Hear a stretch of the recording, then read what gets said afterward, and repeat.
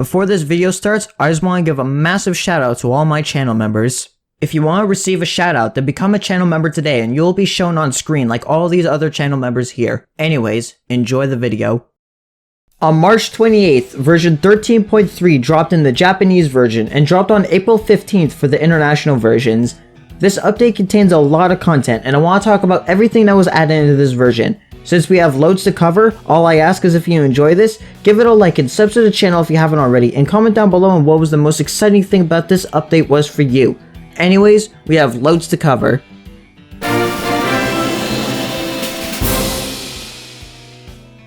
All units discussed here will use their level 30 stats. The first new unit is an Easter variant of Kalisa. This variant of Kalisa trades her anti-angel targeting for dealing massive damage against zombie enemies. Being an anti-zombie, she also gains Z-Killer. She also gains slow immunity, and much more interestingly is her curse immunity. This is very interesting simply due to the fact that very few Ubers actually are immune to curse before their true form or through talents. Seeing as Kalisa is already a great specialist rusher unit, does Floral Kalisa meet up to the standards of her original or tropical counterpart?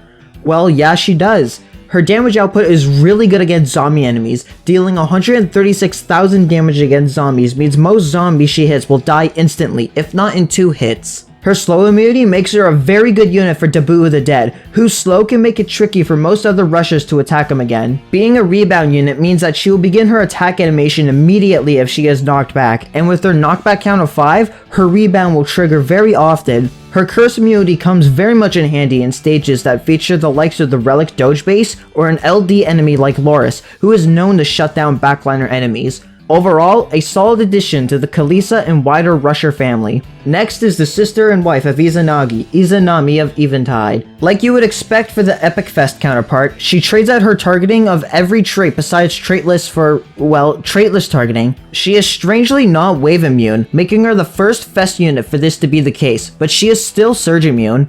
Her damage output against non-traitless threats is really weak, only dealing 12,000 damage, but her damage against traitless enemies is a solid 60,000 damage with a decent 9.4k DPS. Unlike her husband, she has area attack and she has something else her brother doesn't have, a 20% chance to deal a savage blow. Her summon is basically a Thunderbolt cannon mixed with the Breaker Blast, freezing enemies for 2.5 seconds or 3 seconds if the trait is affected by treasures. I have seen some very mixed reactions about this unit, but I want to know, how do you feel about Izanami?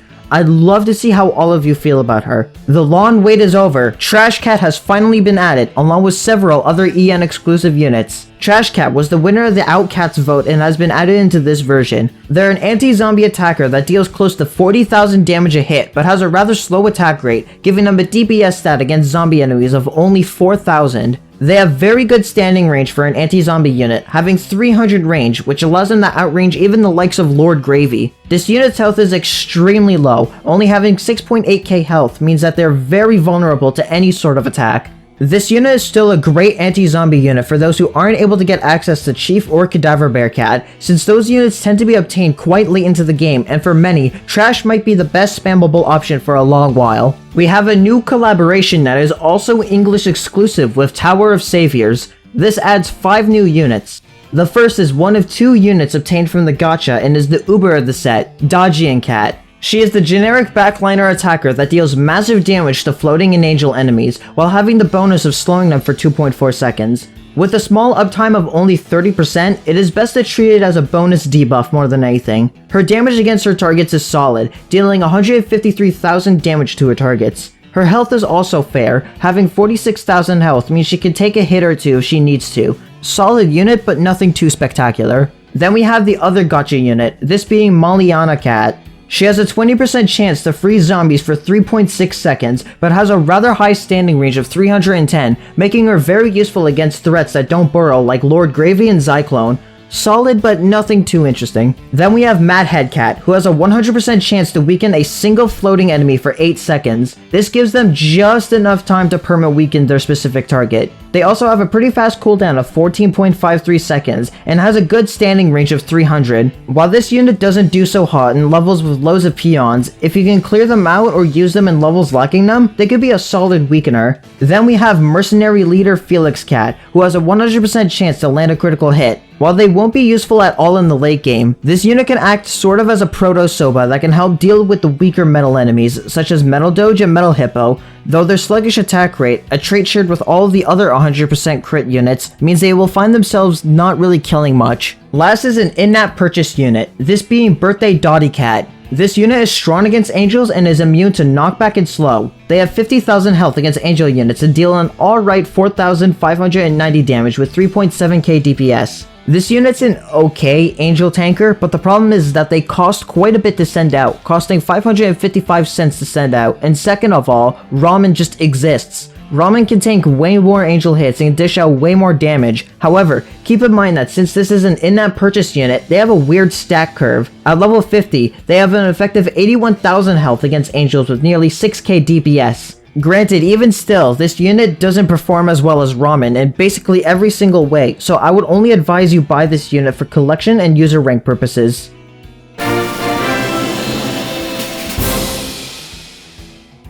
In this update, there is a... Wait, what do you mean there's no true forms in this update? Seriously? Well, that hasn't happened in a long time. Well, I'll let them know. See ya.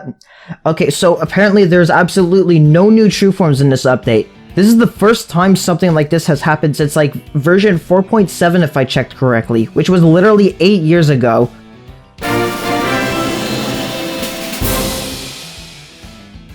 This update sees the addition of one Ultra form. This is the Ultra form for the Chaos Moon, becoming Ultra Kaguya. Kaguya reverts back to a state that is similar to her first form, becoming a spammable, cheap anti-angel and metal slower. However, compared to her first form, she has 77% more health against the brand new Metal Killer ability. This ability is like the Water Blast, dealing a percentage of the current metal enemy's health. For example, if we take Kaguya's 12% Metal Killer and use it against a metal enemy with 100 health, the first hit will deal 12 damage, then after, since the health has now gone down to 88, the next Metal Killer hit will deal 10 damage, and so on and so forth until the damage is only 1. This Ultra form makes it so many metal enemies are way easier to deal with, as having guaranteed damage that isn't a crit makes them so much less difficult to deal with. Granted, you'll still need crits to deal with a huge chunk of late game metals, but her damage is enough to where you might need a few less crits. Also, keep in mind that since she's an Ultra form, the talents of her third form still apply, allowing her to use the 50% knockback chance to help push metals away and having a longer slow time of 4.4 seconds instead of the usual 2.7 seconds. Since this Ultra form makes dealing with metal enemies so much easier, I would highly recommend investing in her if you have the resources to do so. She costs 1 yellow behemoth gem, 5 red and purple behemoth stones, and 2 epic cat fruit.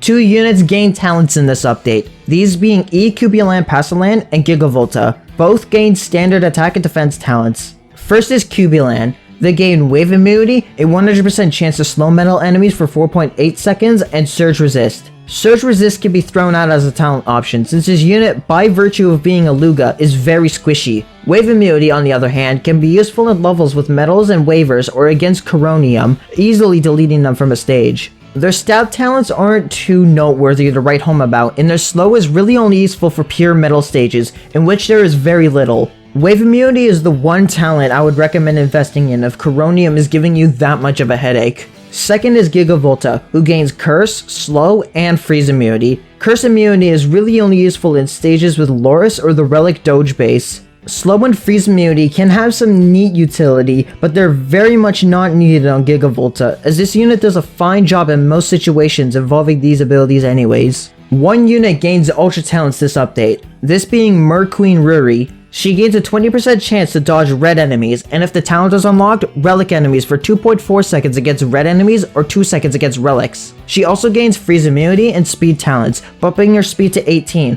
which is the same speed as Belly Dance and a speed boosted Lasvos. Freeze immunity is pretty good for Nala, Dionel, and CTO Seal, but nothing much else. Her dodge is a way to make her even tankier against her two targets. Her speed boost isn't really needed, since she is fast enough for what she is supposed to do. If you want to make her even more of a tank, then get the dodge ultra talents, but nothing much else is really needed, especially since she's already a fine tank, so using 15 dark cat's eyes wouldn't be too needed.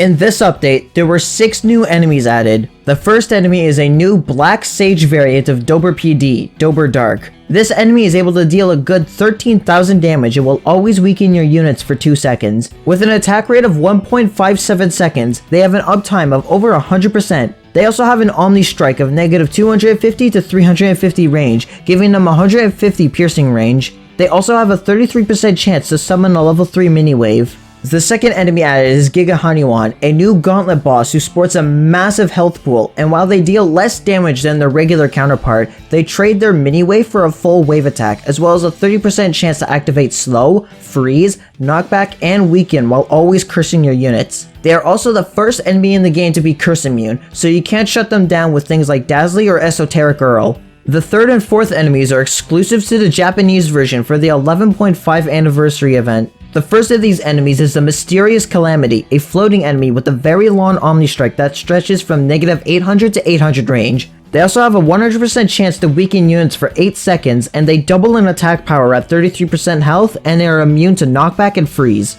The fourth enemy is the Possessed Doge God, who goes from a metal enemy to a floating enemy, and now has a 100% chance to freeze your units for every multi-hit for 1.67 seconds. Then for the 2 English exclusive enemies, we have Madhead from the Tower of Saviors collaboration event. They have an Omni Strike of negative 300 to 300, giving them a Pierce of 100, and they weaken every unit for 4 seconds. Last is Voluptuous Peony Daji from the same collab. This enemy is a floating enemy with an Omni Strike of negative 450 to 450, giving them 150 Pierce. They will always slow your units for 4 seconds, and this enemy has a rather massive knockback count of 8.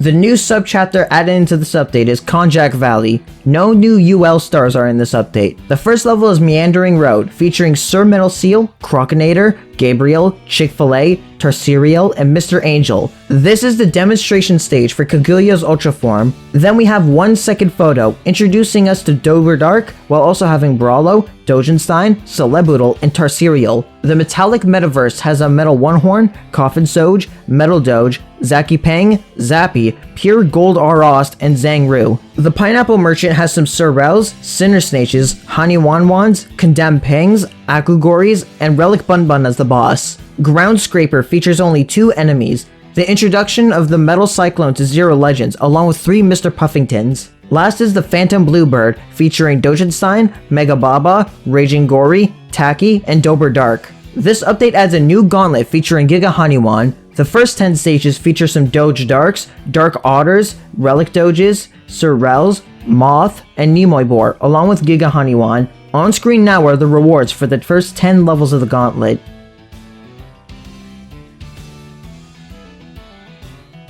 For the second half of the gauntlet, they obviously have the Giga Haniwan, but also have Jackie Pangs, Muths, Golem Sunfish, Gabriel, Sorrel, and because a PONOS employee has to fill their quota of having them in the stage every update, Goku Raku is also featured here.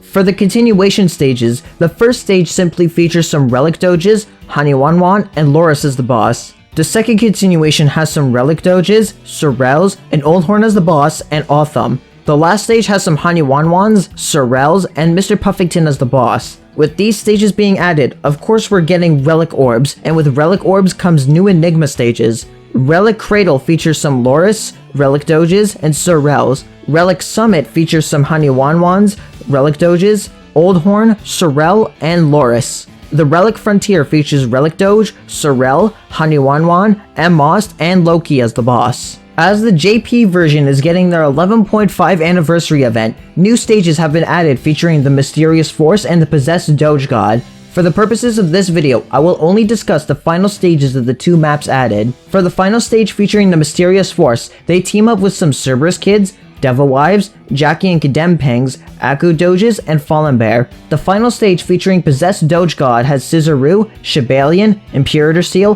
Helmet Crab, Mistress Celebutal, Cyberhorn, and Ursa Major. There are 3 event stages added for the Tower of Saviors collab, these being Era of Enoch, Battle with Madhead, and Ascend the Tower of Saviors. The first set of stages of the Era of Enoch are score reward stages, netting 3 Sniper and Rich Cat power-ups, 2 speed-ups, CPUs, and catch-out power-ups, and 1 cat ticket per star up to 3 stars, making these rewards available to claim 3 times. The Battle with Madhead stages give you a chance to unlock the Madhead unit, and the final stage is just Madhead spam. The Gauntlet Ascend the Tower of Saviors for the first 5 floors features BB Bunnies, Squirrels, Sir Seals, King Roos, LeBoins, Wanhorns, and Daji as the boss. The second half of the tower features Aku Doges, Gories, Zoris, Aku Gories, a bunch of Madheads, and Daji as the boss once again. On screen now are the available rewards for ascending this tower.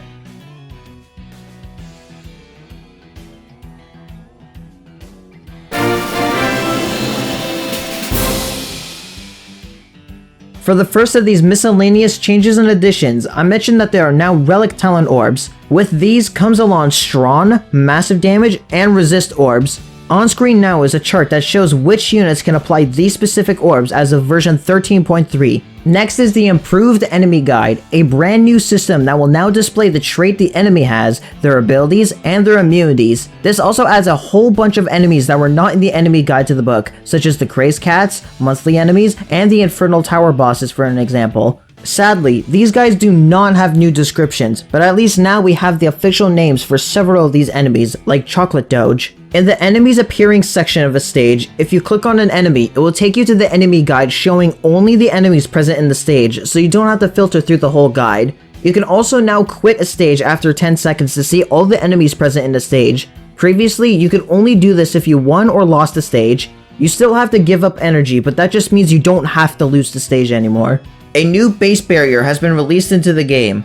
Sprite data for this barrier was found in version 13.2, but it didn't have a use until this update. It currently only exists in the Mysterious Calamity stages. How this barrier works is that when there's a boss in a level, it will activate depending on how the boss spawns. If the boss spawns on a timer, then the barrier will form immediately. If the boss spawns on base hit, you can freely damage the base until the boss spawns. After that, it will spawn the barrier on the very first frame of hitting the boss spawn condition, so things like Warlock and Pierre cheeses will not work. In order to destroy the barrier, the boss must be defeated. Before you ask, no, you cannot use a barrier breaker on it. There's a new Meow Medal for clearing the Giga Honeywand Gauntlet, and a new cat combo named Full Transparency, featuring Blizana and Macho Crystal Cat. This is an accounting medium combo, boosting money earned from defeating enemies by 20%. There are 2 new tracks added to the game from the Tower of Saviors collab. Here's a 5-second sample of each.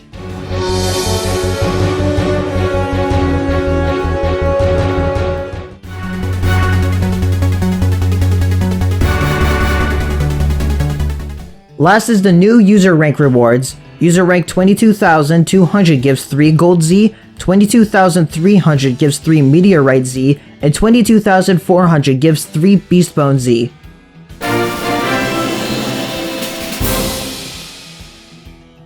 The Metal Slug collab is not present in the game files for this version. To acquire Trash Cat, you must beat Mystery Package during the 88.88 million downloads event. This update has a lot more content than I was expecting, especially with the Tower of Saviors collab being an EN exclusive collab. How do you guys feel about this update? Well, let me know in the comments down below, and while you're down there, be sure to give this updated analysis video a like, and if you enjoy what you see here, then be sure to subscribe to the channel, as this lets me know I should continue this sort of content. Also, shout out to the following channel members: Something YouTube, Potato King, and Nathani for being silver members or higher. If you want to receive a shout out like these channel members here, then become a silver member or higher today. Becoming a channel member supports what I do in a way that helps keep the lights on, and channel members receive an exclusive role in my Discord server, for which you can find a link to in the description down below. Anyways, I hope you have a wonderful day.